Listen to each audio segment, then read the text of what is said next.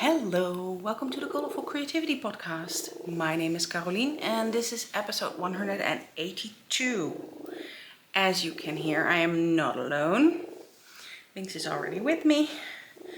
You can find me online everywhere as Kralalien, Instagram, Facebook, Twitter, Patreon, Ravelry, Blue Sky, PixelFed, Ko-Fi, whatever there is. Crealien is usually my username there. And I also have a web shop, colourfulcreativity.nl. And I have a loud purring cat. So, it has been a while. I don't even know when I recorded the last video. I think it was somewhere around 2 or 3 weeks ago. In the meantime, I have a finished pair of socks for the qualifiers of Sock Madness. Yes, pigs. And these were the Conjoined Sock Twins by Katherine Richmond. And they look like normal socks, but the construction definitely wasn't. Because you started at the toe of one sock. Then you knitted the foot, the heel, the leg, and then you start the second sock. You knit the leg, the heel, the foot, and the toe, and then you cut them in the middle and do a contrasting bind off. So definitely something else. I will say I cannot even see which one is which, so no clue anymore. I'm not even gonna bother. It's fine. So these were the qualifiers for Sock Madness. I managed to knit them in time and I qualified. So yay. Let's see, when did I... Sock Madness basically is sign-ups from February 1st to 14th. And then shortly after the 14th it starts, and then you have 14 days to finish the qualifiers. So by the end of February, beginning of March, you need to be finished, and then they do the whole magic of sorting people into teams, and then the real deal starts with round one. I really like the pattern. It's a really nice cable pattern. The rest is a ribbed sock. I knit them for Robert, so they are quite large. But I also used Colourful Yak Sock in Hello Yellow because I didn't have a sock sample yet in the new yak sock base that I introduced the past few years. I think, did I introduce it last year or the year before? I don't know, year's time something. But I didn't have a sample yet, and since I will be selling at the Craft Circle the end of May 25th here in Enschede, I needed a sample of the yak socks. So Robert is not getting them yet. He needs to wait until after that. So I can use them as a nice clean sample. For the bind off, I used yarn I had left over from the gloves I knit. So this is Lana grossa meilenweit cashmere, some luxury on already luxurious yak socks. I knit these, I think, on 2.5mm needles, but I'm not sure. No, I think it was 2.25mm needles. Not sure. Just sock needles. My brain is not the best at the moment. I am not too good at remembering some things. So sorry about that. Round one has started. I have been sorted into team L, which is team leaf sheep. So somewhere in the middle, which is basically a good one for me for my speed. But yeah. The pattern came out on a Tuesday morning, basically a week and a half ago. Day and night socks, which look really cool. By Alena Malevitch, or Malevitch, I don't know. yeah. I have one sock. Let me show it this way around because this is the correct way. I wasn't sure what yarn to use. Would I use some yarn from the shop to make a sample, or should I just grab something from my stash? And I went with the latter. In my project bag, I still have the yarn. This is what I have left over from the first sock. And it is onion nettle yarn. I was warned that the yarn wouldn't be very sturdy for socks, so wearing them would mean you would quickly need to darn something. Well, I'm not too hard on my socks, and I don't mind knitting a new pair and throwing something out either. I have a sock drawer full, and basically I only wear about a quarter until it's laundry day, and that quarter goes back in on top, and sometimes I have to shuffle. So yeah, I was knitting the sock. I was calculating my gauge, and I would need probably around 20, give or take, 2 more, 2 less repeats for the foot alone. The whole thing has, I think, 23 repeats. 2, 4, 6, 8, 14, 16, 20, 23 repeats. This is the minimum size you had to knit. 9 repeats on the leg. The gusset is 6 repeats, I think, or 5. No, 5 repeats. It's a 6-row thing, and you had to do it 5 times, and 9 on the foot. So basically my foot alone would be the whole length of the sock. And I was like, okay, that's so much extra work, and I do enjoy the pattern, but not that much. And with this yarn, I wasn't enjoying it at all. The yarn is kind of sturdy, and it feels like this sock can stand up by itself. And yeah. And then when I had the toe all done, I saw this mistake. This is not something that is gonna go with the mods. I cannot hide it. I cannot do a darning, Swiss darning or something, or duplicate stitch, because it's a slip stitch pattern. This is a mosaic knit. You only knit with 1 color at a time. And I just completely forgot to do it there. So that kind of sucked. And I was like, okay, this is the universe telling me it is fine, let it go. So after the first sock, I just quit. That means I am now a cheerleader, and that is where I want to be. Because that means I could have gone with basically knitting the sock until here and doing a plain foot. And it would be way easier for me. So yeah, all done with Sock Madness. These ones I did knit on 2.5 millimeters. And yeah. Also, if anyone wants my leftover balls of onion nettle, they are going into de-stash. So yeah, you'll get everything, including the sock, to go with it, so you can frog it and use the yarn. Because I'm not gonna knit with that anymore. Yeah, just not. I'm not a fan of the yarn. It's good. I only have these few balls.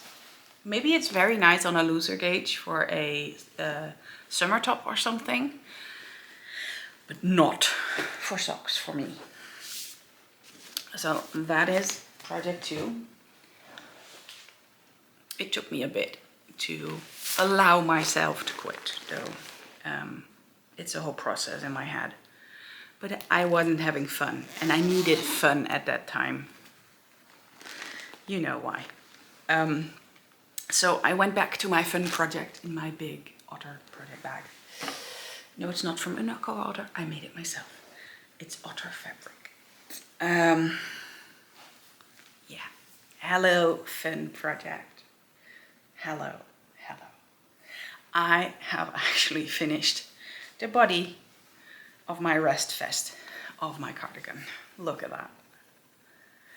Yeah, this was somehow a fairly quick knit. It is a cardigan with sock yarn on 2.75mm needles, and it is a quick knit. Okay, I will admit, it is cropped. It is way more cropped than I had expected, but it will be fine because it will be amazing on dresses. And actually, I wore it on my pants just now because I just bound off the last stitches, and it is fine as well. I don't really care, I just love it. I just love this cardigan already. Now I am off to Sleeve Island. As you can see, they are a bit wide, so I have to see if I have to adjust a little bit. I have to read how the sleeves are being tapered or something, or what she does with it. And yeah, I just love it. The only thing I don't really love is this bit. You can see it curling in, which is actually fine, but this is quite straight here, and I don't like anything on this part of my neck, so I have to figure out what I'm going to do there. But I'll put on the button bands, and I will just probably leave it open, and I will make sure it falls open like this or something. The yarn I'm using is an advent calendar I got many years ago, 2019 maybe, 2018, of Squiggle Yarn Co. I don't think they are in business anymore. They are all the way from Australia, and it was just this advent calendar, and I added one mini extra by Dusty Dimples, and I don't know which one it is. It's somewhere in this part, but I don't know exactly which one it is. The rest is all the advent calendar from Squiggle Yarn Co.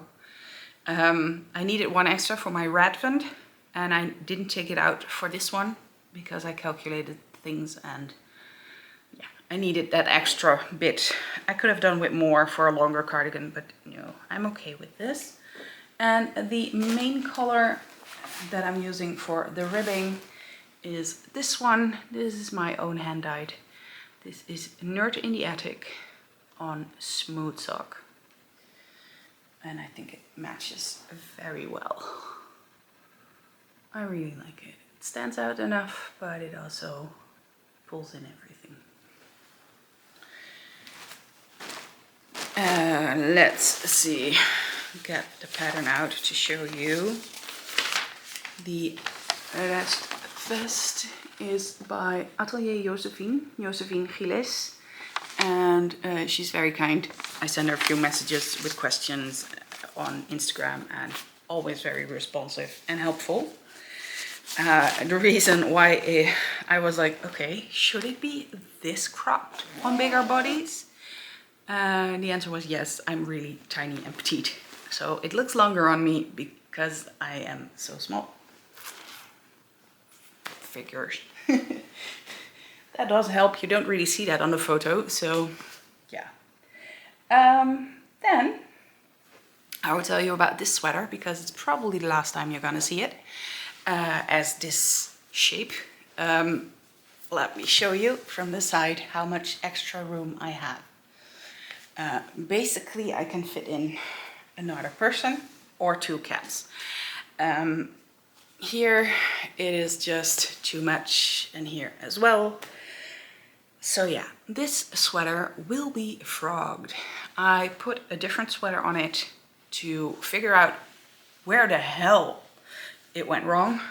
Basically, it has grown to a size 60 inch instead of the 55 or 54 inch that I knitted it. So what was supposed to be 4 inches of ease is about 10 inches of ease now.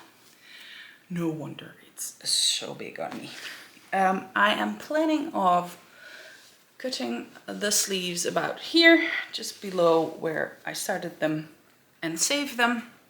Then frog the whole body and re-knit the whole thing. I did enjoy knitting it, and I do love the Rowan Valley tweed yarn, so I think it will be worth it. I was thinking about steeking it, making it a cardigan, but that doesn't solve the back. I would have to stick it in the back as well, and I am just not ready to cut pretty yarn as well.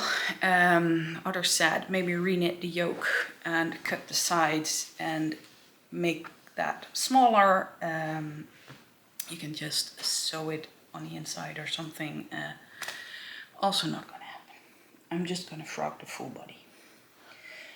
Then, oh, and this is the Garden Gate by Jennifer Steingass, and I know many plus size knitters have issues with her yokes and stuff. So she is petite as well, and she's good at making things for her petite body, but not for the bigger ones. It just isn't a straight line. You cannot just grade it like that. So, oh well. Then I have acquisitions. I won't say I've been naughty. I've been very nice, actually. I've been very good. I bought some pretty stuff. One of the things you can actually see there, it is my magnifying lamp for when I embroider, which is very nice. And I also bought myself 5 balls of Regia, no, you have to stay closed, Merino Yak 4-ply. And this is a very nice beige color. Yes, it's beige, I'm sorry. I don't really do beige very well, I know, but I saw the sweaters with all the cables by Sadi Nordlund, I think, Sadi_N on Instagram, I think. I'll put in a link in the show notes. And they were all nice and light and with lots of cables, and the cables pop out so nicely. I was like, okay, I need to do something with that and like that. So I will go for a heavily cabled sweater someday in that yarn. Then Crealien Design had a shop update, and you know how I absolutely love her self-striping yarns. So I couldn't resist when she did a shop update on the Monday after my birthday. This is called Tropical Vibes, and it is a 12 stripes self-striping yarn sock set with a mini skein, and I absolutely love it. I mean, this really makes me happy. Then I got a lovely gift from my friend Angela from the UK, from the Yarn and Yarns podcast. When I was knitting the robin socks for my mom, I found out that Chapelview Crafts had robin stitch markers. I mean, isn't that the cutest? I really need to knit myself a pair of robin socks now too. And also that cute little cup. I think it's hot chocolate. Looking at the inside, it is kind of dark brown, but let's just pretend it's just coffee. I don't know. It's really cute. I really like her stitch markers, and yeah. And Angela also sent me this cute little heart that she knitted probably from handspun, I think. So thank you very, very much, Angela. Like, I saw the robin stitch marker, and Angela was also knitting the robin socks. So I sent it to her, like, I think we need that. And she was like, oh, we definitely do. And I want to buy it for you as a gift. So that was very kind. She also included some nice treats for Robert. Some Welsh cakes and some Tunnocks tea cakes. They have all been eaten. So yeah, customs was very nasty, keeping my package for a long time, sending me a letter. What is in it? I don't know, it's a gift. Like, fuck off, stupid customs. I didn't have to pay anything, so they did treat it as a gift. So that was nice. And then Angela did something else for me. In this big bag, I have stored it. I think Angela is a mill member from John Arben, and well, I wanted some fiber very badly for a long time, and something, it was sold out the last time I ordered and difficult, whatever. And now I have it. This was ordered for me by Angela. I paid her for it, of course. And then she sent it to another friend, Francesca, who was going to be going to Luxembourg and send it from Europe. So I didn't have to pay any extras, which was awesome, because this is 600 grams of Yarnadelic top in black gold of the sun. And you can't really see it, but I hope you can see. This is a really dark, basically a black with all kinds of extra colors in it. Let me see, can I easily open this? Would be nice, right? It's a good, these are soft bags. They don't crinkle too loud, I hope. God, look at that. Look at how gorgeous that is. So the plan is to spin myself a sweater quantity with this. And Yarnadelic top is 100% Falklands Corriedale. I have spun 100 grams before, and I basically made it a very light fingering. So I do have to plan ahead what I want to do, because it's not really the plan to make it that thin. Let me put it in the bag next to me again.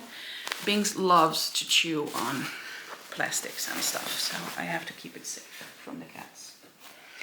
That wasn't the only one, so that was 600 grams, and there's 4 times 100 grams, so a whole kilo of fiber. This is Harvest Hues in Russet, and Harvest Hues is 33% Blue-Faced Leicester, 33% Falklands Merino, and 33% Devon Swart Bless.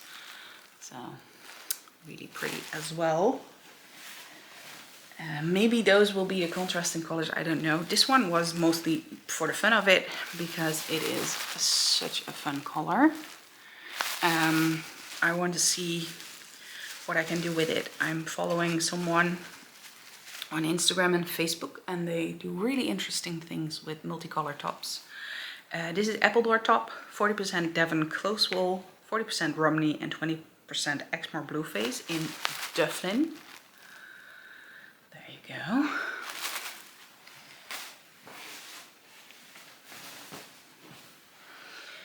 Then there is Yarnadelic top in Pink Moon. It's a bit hidden behind the seam of the bag. Is it open somewhere? Yes, it is.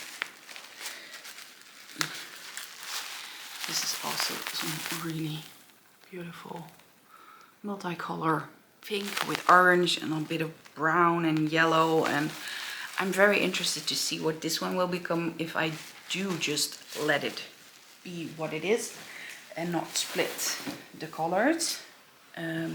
So if you do that with something very rainbowy, it will all go to mud, but I think this one will make it really nice and muted color, and it might be a nice contrast to go with the black gold of the sun. And this is Yarnadelic top in Wondrous Place, which is a nice orange, really nice warm orange with, it's like red, pinkish and yellowish in there. Yeah. They really mix their colors nicely at John Arbon and make it amazing blends. So those were the acquisitions, and I think I should show you my embroidery, because I don't think I showed it last time, and I may have gotten quite a bit further. I'm not sure. I finished another quarter of the pattern, so the whole top half is done except for the stitching on it. And I only have to do the lighter colors on the bottom. I basically went and all the parked threads I stitched in. I was like, okay, I cannot handle this any longer. This is a mess. I need to put those away. Sometimes I couldn't even recognize the color it was, so I just wove them in and cut them off. and then I went color by color and finished them. So I only have, what is it, 3 different symbols left. So doing very well, and yeah, looking forward to finish it, but I haven't done much on it since Sock Madness started, and I had to focus on my cardigan. It was like hyper focus on the cardigan, so once I finish the cardigan there will be a big black hole probably. But I do have some other garments in my whip pile that I want to go back to. I foresee that my rest vest will also have short sleeves, and I do want a shorter cropped cardigan with long sleeves for winter. It's a good thing we're going into spring and summer now, but yeah. So that's that. Everything I've been working on, everything that came into the house. Then I guess it's time for shop news. The shop news is that I will ship next week, and then we will take a break for 2 weeks because hospital. Basically, I do not need extra stress from packing packages and doing it right and everything added to the stress we will already have.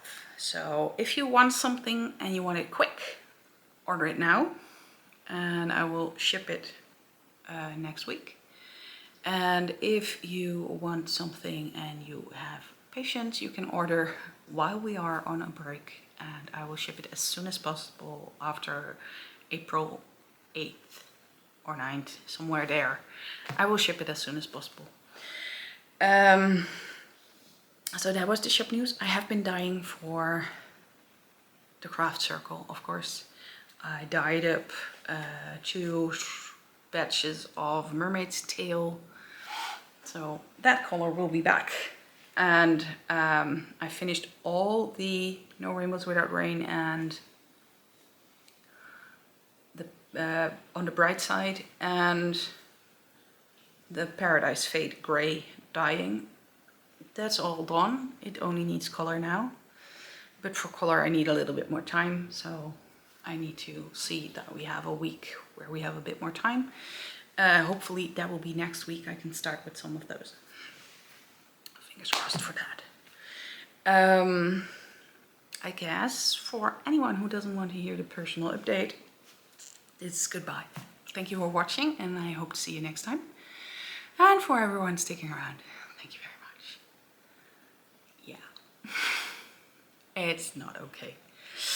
On my birthday, we went to the hospital in the morning, and it was very stressful. The day before they called in the morning, like just before 9 a.m. Yeah, you need to do a blood draw.